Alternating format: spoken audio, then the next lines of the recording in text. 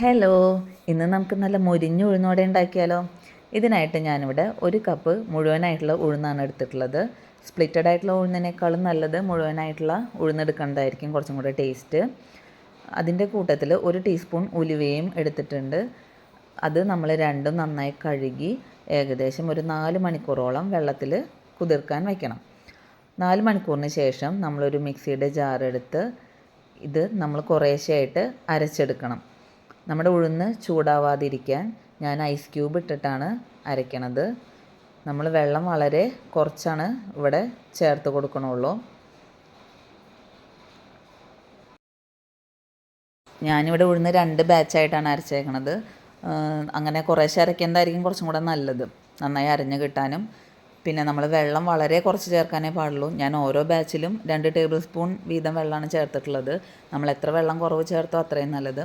പിന്നെ ഇവിടെ ഉഴുന്നുവടയിൽ കുട്ടികൾക്ക് പച്ചമുളകും ഇഞ്ചിയൊന്നും കടിക്കണത് ഇഷ്ടമില്ലാത്ത കാരണം ഞാൻ അതൊക്കെ എരിവിനാവശ്യത്തിനായുള്ള പച്ചമുളകും ഇഞ്ചിയും ഈ ഉഴുന്ന് അരയ്ക്കണ കൂട്ടത്തിൽ തന്നെ അരച്ചിട്ടുണ്ട്. അപ്പോൾ അതാവുമ്പോൾ അതിൻ്റെ ഫ്ലേവർ ശരിക്കും അതിലേക്ക് കിട്ടുകയും ചെയ്യും, എന്നതൊന്നും കടിക്കാൻ കിട്ടില്ല.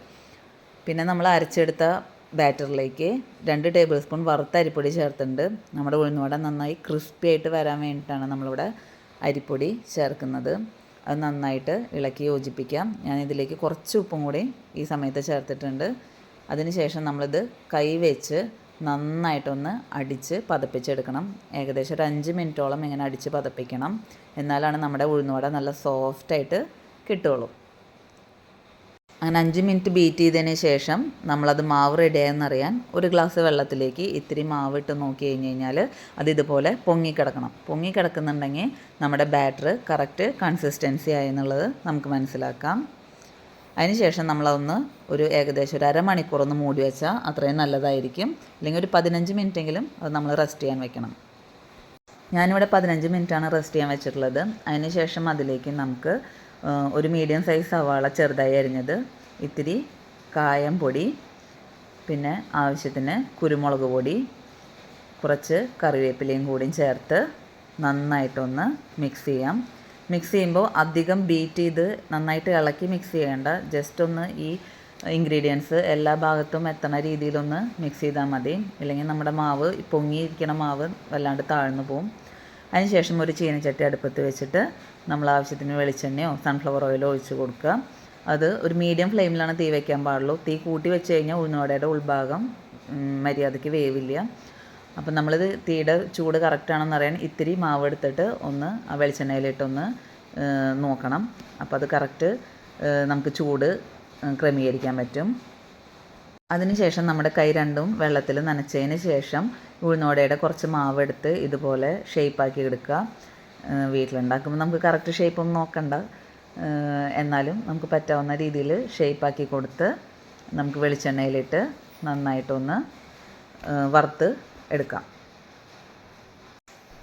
2 സൈഡും നല്ല ബ്രൗൺ കളറാകുമ്പോൾ നമുക്കൊന്ന് വറുത്ത് കോരി മാറ്റാം. ഞാനിവിടെ അതുപോലെ രണ്ടാമത്തെ ഉഴുന്നുവടയും ഉണ്ടാക്കുന്നുണ്ട്. ഇനി നമുക്ക് കൈ ഉപയോഗിച്ച് ഉഴുന്നുവട ചെയ്യാൻ ബുദ്ധിമുട്ടാണെങ്കിൽ വേറൊരു ഐഡിയ പറഞ്ഞുതരാം.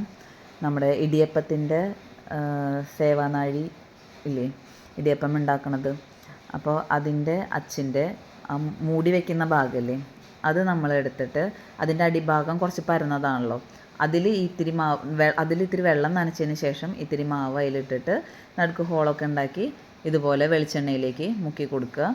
അപ്പോൾ നമ്മുടെ കൈയും പൊള്ളില്ല, നമുക്ക് കുറച്ചും കൂടെ നല്ല ഷേപ്പിൽ ഉഴുന്നുവട നമുക്ക് കിട്ടുകയും ചെയ്യും. ഇതെല്ലാവരും ഒന്ന് ട്രൈ ചെയ്ത് നോക്കൂ കേട്ടോ. എന്നിട്ട് അത് 2 സൈഡും മൊരിഞ്ഞ് കഴിഞ്ഞ് കഴിഞ്ഞാൽ നമ്മുടെ ഉഴുന്നുവട വറുത്ത് കോരി മാറ്റാം.